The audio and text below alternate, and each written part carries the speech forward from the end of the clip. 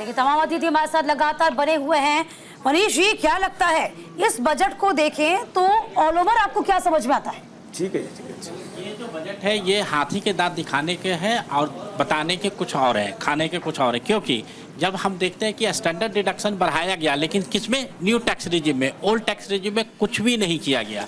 दूसरी बात, capital gain में आप कहते हो कि 1 लाख से 1.25 लाख का हमने एग्जम्पशन तो इंक्रीज कर दिया, लेकिन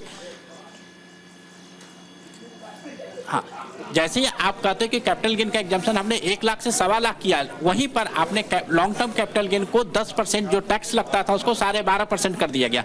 तो अगर हम एक टैक्स पेयर के आधार पर देखते हैं तो ये सिर्फ घुमा के इस तरीके से किया गया कि देखने में तो लगता है कि कुछ दिया गया, लेकिन एग्जैक्टली कुछ भी नहीं दिया गया है।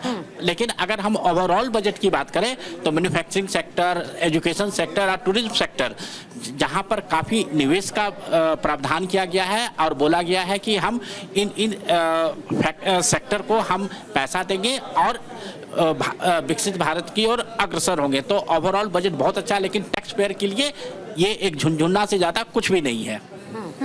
अजीत कुमार जी हमारे साथ जुड़े हुए हैं, उनका रुख कर लेते हैं। अजीत जी, देखिए फिलहाल जो बजट पेश किया गया इसमें बेशक से कहा गया, आप तो क्योंकि एक बिजनेसमैन है, लेकिन कहा जा रहा है कि नौकरी हम ज्यादा से ज्यादा उपलब्ध कराएंगे। लेकिन पीएम मोदी की वो बात भी जरूर आपको याद होगी जब वो कहते नजर आए थे कि अगर आपको कुछ करना है तो कुछ ऐसा कीजिए जिसके जरिए आप रोजगार दूसरों को उपलब्ध करवा पाए। अब तक तो रोजगार का मुद्दा खत्म नहीं हुआ, क्या अब कुछ उम्मीद है? अजीत जी,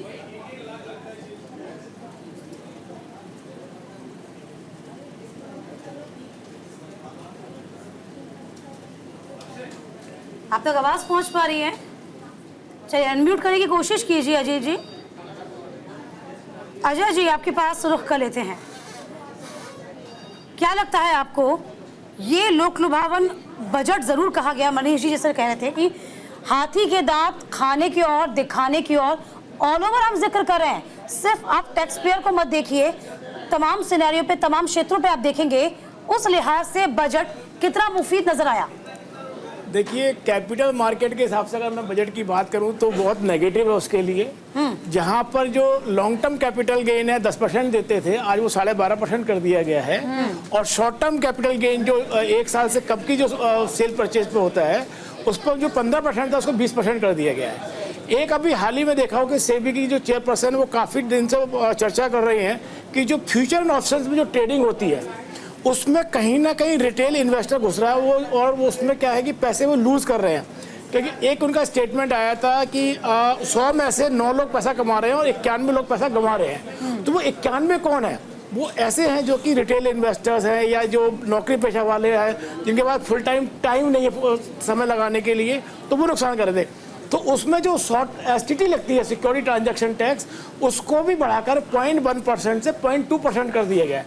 तो अभी आप देखेंगे जैसे हमारा जब बजट स्टार्ट हुआ था, सुबह मॉर्निंग में मार्केट खुली थी, तब निफ्टी कहीं ना कहीं 200-300 पॉइंट हमारा सेंसेक्स अप था, और अभी सेंसेक्स लगभग 1400-1500 पॉइंट डाउन हो गया है। तो ये जो मार्केट के हिसाब से अगर देखा जाए तो बजट नेगेटिव है। Income tax point of view से देखा जाए और अगर टैक्स पेयर के पॉइंट ऑफ व्यू जाए तो कहीं ना कहीं राहत दी गई है। वो राहत कितनी होगी, और वो थोड़ा सा एक जैसे कि स्टैंडर्ड डिडक्शन बढ़ा हुआ, पहली बार मैं देख रहा हूँ। पहले 40,000 से 50,000 कर दी जाती थी, आज पहली बार देख रहा हूँ कि 50,000 से कहीं ना कहीं एक मुश्त में 73,000 की गई है। और एग्जम्पशन लिमिट जो है उसमें भी एक जो टैक्स का जो आई थिंक दिया, पहले 5 लाख रुपए था, आज वो 6 लाख रुपए था, जो उसको 7 लाख रुपए कर दिया गया है। तो बस बहुत छोटा मोटा सा उन्होंने चेंज किया, बहुत ऐसा कोई नहीं है कि जिससे बहुत बड़ा रिलीफ मिलने वाला हो। जाहिर सी बात है, देखिए कुछ चेंजेस जरूर हैं, लेकिन क्या ये मुफीद होगा ये भी जान लेते हैं। विपुल जी भी हमारे साथ लगातार मौजूद हैं।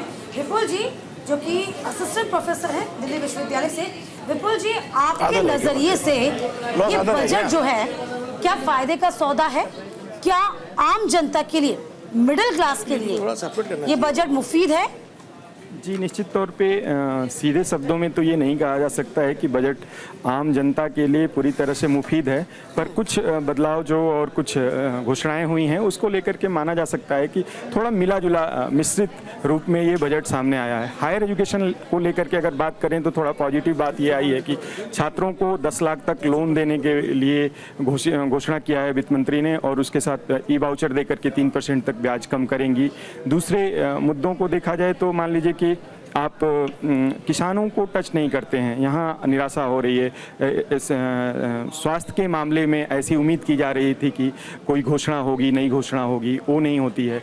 और छोटे छोटे ब्याज दर बढ़ाने की बात जो की जा रही थी, ब्याज दर घटाने की बात की जा रही थी, वो भी नहीं हुआ। इन सब बदलावों की उम्मीद जो थी उसके अनुरूप तो ये बजट नहीं है, मोटे तौर पर देखा जाए तो।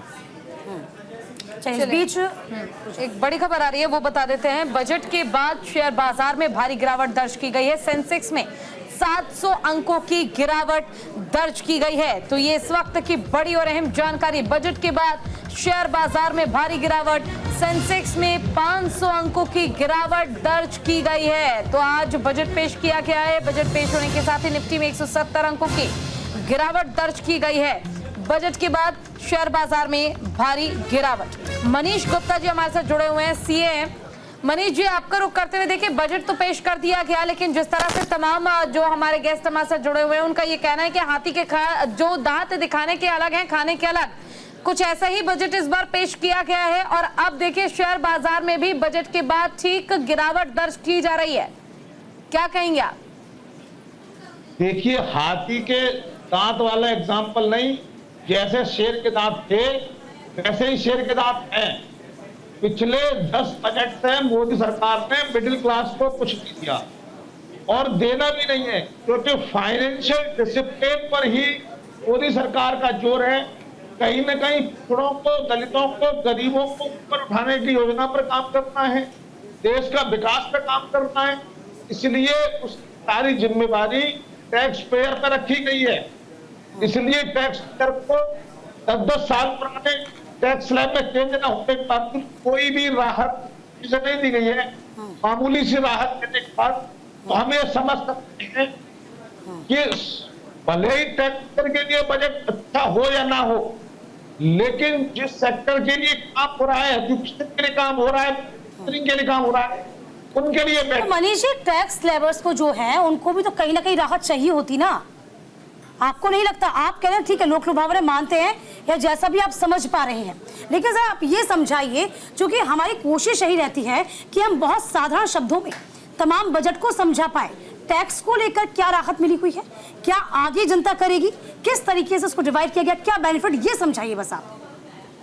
देखिए, अभी स्थिति इस समय यह है, सेक्शन 50,000 कर दी गई। हाँ। यानी हर वो जो सैलरीड है उसको 25,000 रुपए के टैक्स कम देना पड़ा, और वो भी सिर्फ लोगों को जो नई टैक्स रिजीम है, यानी जो लोग पुराने टैक्स रिजीम में है उनको बेनिफिट नहीं दिया गया।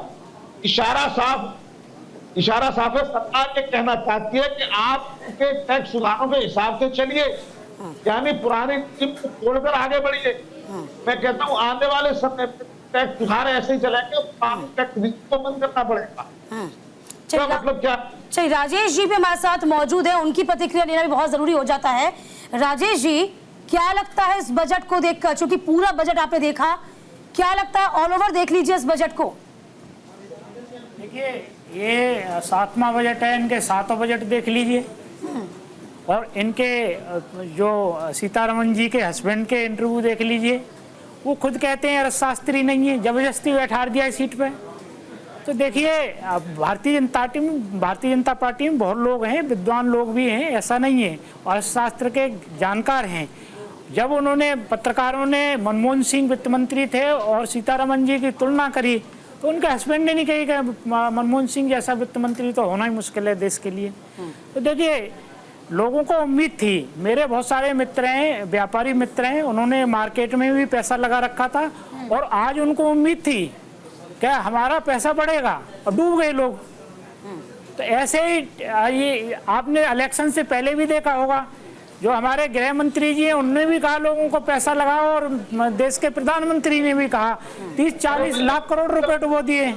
अरे बजट पे लॉजिकल बात करो ना। अरे लॉजिकल ही है, ये मार्केट की बात कर रहे हैं, लॉजिकल ही है, ये मार्केट डाउन है। सुबह देखिए, सुबह ग्रीन निशान से ग्रीन निशान तो डूब हुआ है ना, इस बात से इनकार नहीं किया जा सकता ना। मार्केट सुबह खुली है। ठीक है राजेश जी, बहुत संक्षेप में, मनीष जी बहुत संक्षेप बता दीजिए। मार्केट सुबह ग्रीन निशान पे खुली और वित्त मंत्री की सारी स्कीम देखने वाले रेड लाइन में आ गई, रेड जोन में चली गई। ठीक, आप देखिए, बहुत संक्षेप में मनीष जी पर बता दें, इसके बाद ब्रेक का वक्त हो जाएगा। जो सुबह से मार्केट ग्रीन सिग्नल के साथ खुला हुआ था, अभी भी बिल्कुल स्टेबल बना हुआ था, बजट के बाद थोड़ा डाउन हो गया, इसे कैसे देखें? एक लाइन में इसका ये मतलब है कि कहीं ना कहीं सरकार जो है उसका इम्पैक्ट बजट पर दिख रहा है। जो स्ट्रॉन्ग फाइनेंशियल डिसीजन है उनकी जगह लोक लुभावन निर्णय होने लगे और मध्यम वर्ग को इसका लाभ ना मिले। कहने का मतलब है जिम्मेवारी सारी वर्ग की हो गई, और जो लोक लुभावन राहुल गांधी ने जो शुरू किया, अरविंद केजरीवाल ने जो शुरू किया, मुफ्त की रेवड़ी बांटना, कहीं ना कहीं का असर इस बजट पर दिखाई दे रहा है। चलिए ठीक है मनीष जी, आप सभी हमारे साथ बने रहिए। वक्त यहाँ पर छोटे से ब्रेक का है। ब्रेक के बाद जब हम लौटेंगे एक बार फिर से चर्चा का रुख करेंगे। रुकते छोटे से ब्रेक कीजिए।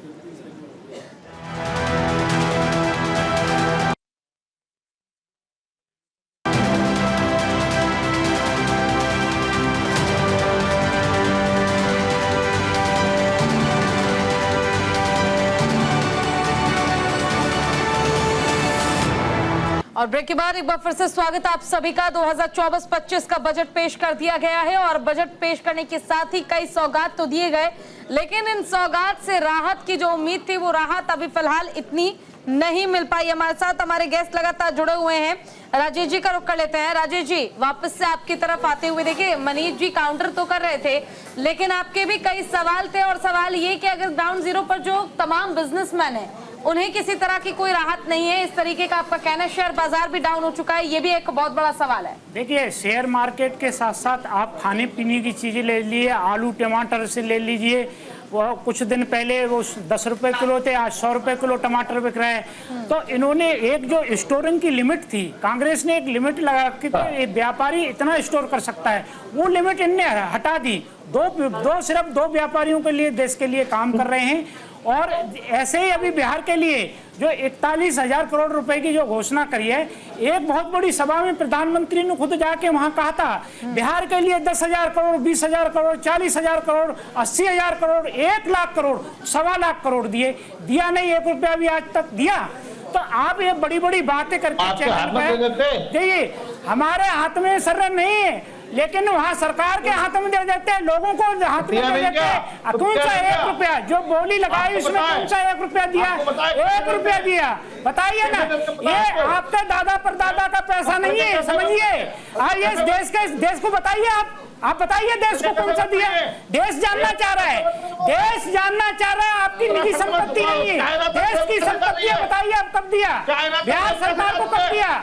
अब चेना पे आ गए आप, चेना पे चले गए। चेना से आप तो कह रहे हैं हम सामान नहीं खरीदेंगे। देखिए भारत सरकार कितना खरीद रही है। ये चेना की डिबेट नहीं है, चेना तो हमारे अंदर घुस आया है। ये आज जो है फाइनेंस मिनिस्ट्री ने जो बिल है, बिल पे चर्चा करिए। बहुत सारी चर्चा होती रहती है राजनीतिक। आप देखिए, गरीब लोगों के लिए आपने क्या किया, एजुकेशन के लिए आपने क्या किया, खाने के भाई साहब ने कहा कि हाथी के दांत खाने के और होते हैं, दिखाने के और होते हैं। देखिए, आपने जो नीट पेपर 1-2 बार नहीं 70 बार लीक हुआ, इतने लोग पकड़े गए, दर्जनों लोग जेल के अंदर भेज दिए गए, और आपके शिक्षा मंत्री, शर्म आनी चाहिए आपको, कहते हैं कि नीट में कोई गड़बड़ी नहीं थी। तो सीबीआई ने बात चल रही है, आज नीट नहीं है, आज नीट से इतनी बड़ी, आज नीट से आगे बढ़े, बजट पे आ जाए, क्योंकि आप पर हमारी चाहिए सरकार। ठीक है, उस पर बात चल रही है, उस पर बात चल रही है, उस पर कार्रवाई चल रही है, सुनवाई चल रही है, सब कुछ चल रहा है। अभी हम बजट पर लौट के आ जाते हैं। अजय जी, पूरा सिनेरियो यही घूम रहा है कि हाथी के दांत खाने के कुछ, दिखाने की कुछ। क्योंकि हम यदि पूरे बजट को देखें तो क्या सिर्फ हम नेगेटिव बातों पर चर्चा कर रहे हैं, हम पॉजिटिव परसेप्शन भी देख सकते हैं। क्योंकि हर चीज, चाहे वो बजट हो या फिर किसी भी एंगल पे, हर चीज के दो पहलू होते हैं, चाहे वो अच्छा हो चाहे वो बुरा हो। तो हम सकारात्मक पहलू की भी तो बात कर सकते हैं। अजय जी, बिल्कुल करनी चाहिए। और देखिए ऐसा है, बजट में जो हम अनाउंसमेंट करते हैं तो वो बहुत समरी बेस में बहुत कम चीजें बताई जाती हैं। बाकी जब तक उसका हम फाइन प्रिंट देखते हैं, डिटेल बजट देखते हैं तो बहुत सारी चीज निकल के आती हैं। अभी हम लोग चर्चा कर रहे हैं कि 400 पॉइंट हमारा निफ्टी, 1000 पॉइंट सेंसेक्स हमारा डाउन हुआ था। मैं आपको बता दूं, जैसे कि हम लॉन्ग टर्म कैपिटल की बात कर रहे हैं तो बहुत सारी चीज़ एक्सपेक्टेशन में चलती है। ये पहले से मार्केट में कहीं ना कहीं डिस्काउंट था कि कैपिटल गेन टैक्स बढ़ेगा। मैंने स्टार्टिंग में एक चीज़ बताई थी कि बहुत, जैसे कि अभी पिछले 3 साल से देखा जाए, पोस्ट कोविड 4 साल से शेयर मार्केट एक तरफ बढ़ता चला जा रहा है। तो जब पब्लिक पैसा कमा रही है तो गवर्नमेंट को भी तो पैसा चाहिए इसके लिए। तो ये कहीं एक्सपेक्टेड था कि लॉन्ग टर्म कैपिटल गेन और शॉर्ट टर्म कैपिटल गेन बढ़ेगा। 10 से 12.5% किया। टैक्स को लेकर तो हम बात कर ही रहे नहीं, हैं। मैं बताता हूँ, मार्केट में अगर देखा ये एक पॉजिटिव साइन है। मार्केट में जो एक्सपेक्टेशन थी 15% करेंगे, वो 12.5% किया है। और उससे अब जो 400 पॉइंट गिरे थे, नीचे रिएक्शन था, लेकिन उसमें से 250 point Nifty already 300 point recover हो चुकी है। तो जब तक अच्छा, महंगाई को लेकर क्या समझ में आई? 1 बाय 1 सर मेरे ख्याल से पूछा, सभी से पूछना चाहिए, क्योंकि एक ऐसा वर्ग है हिंदुस्तान में जो सीधे सीधे महंगाई के दायरे में आ जाता है। उसको महंगाई लगती है, हर चीज महंगी होती है। उनको लगता है कि इसमें कुछ राहत मिलनी चाहिए। तो सभी को क्या लगता है, महंगाई को कम करने के लिए इस दिशा में कुछ प्रयास किए गए? हाँ सर, मनीष। अभी तो जैसा सिंगल साहब बता रहे थे कि ये बजट एक समरी आया है, पूरा डिटेल में देखना पड़ेगा। तो महंगाई से रिलेटेड कोई भी ऐसा मुद्दा मेरे को अभी तो कुछ दिखाई नहीं दे रहा। लेकिन जैसा मैंने पहले कुछ बोला, राहत, कुछ राहत कुछ नहीं, लेकिन जिस तरीके से बजट में सारे मैन्युफैक्चरिंग सेक्टर को और एजुकेशन सेक्टर को, टूरिज्म सेक्टर को बढ़ावा दिया गया है, तो डेफिनेटली रोजगार आएगा और जो पैसा है इकोनॉमी में सर्कुलेशन में आएगा। तो ये राहत है कि जहां पर जिनके पास रोजगार नहीं था या कम था, वो पैसा आएगा। जो दूरगामी सोच के रखते हुए बजट है, क्या माने आप?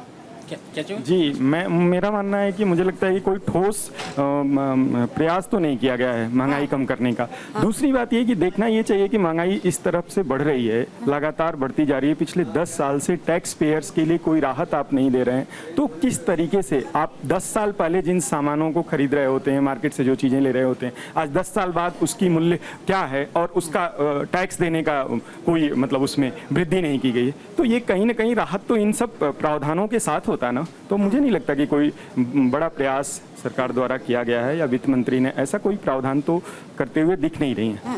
मनीष जी भी हमें सुन रहे हैं, लगातार ऑनलाइन हमारे साथ बने हुए हैं। मनीष जी, आप भी अपनी बातें रखिए। मैं सिर्फ महंगाई को लेकर बात कर रही हूँ अभी आपसे। जी, ये महंगाई को लेकर बात किया 40 से लेकर आज तक। हाँ, जब भी सरकार ये महंगाई एक बड़ा रीजन, और जबकि महंगाई का एक इन्फ्लेशन को वर्ल्ड वाइड, अगर महंगाई कांग्रेस की कितनी बड़ी, कांग्रेस बीजेपी से ऊपर उठे हैं हम। मैं आ रहा उसका। हाँ। तो महंगाई के जमाने में कितनी बड़ी, ये बात ये महंगाई बढ़ना नॉर्मल फेनोमेनन, हमारी क्या एकदम महंगाई में बढ़ रही है, वो देखने वाली बात है। हमें समझने वाली बात है कि कैसे हम अपग्रेड करें। अगर शिक्षा पर कम हो रहा है, इसका मतलब क्या हो रहा है, तो जिस आदमी को पहले डिग्री के बाद अगर 50,000 हो रहा है, ये शिक्षा का काम है। तो इसका कहने का मतलब क्या है कि कैसे स्किल अपडेट पर काम होना चाहिए, तो काम इस बजट में होता है। चलिए ठीक है, आरोप प्रत्यारोप तो होता रहेगा और बजट पर चर्चा भी जारी रहेगी। आप सब हमारे साथ बने रहिएगा, आगे भी चर्चा करेंगे। वक्त छोड़ से ब्रेक का, लौटेंगे ब्रेक के बाद।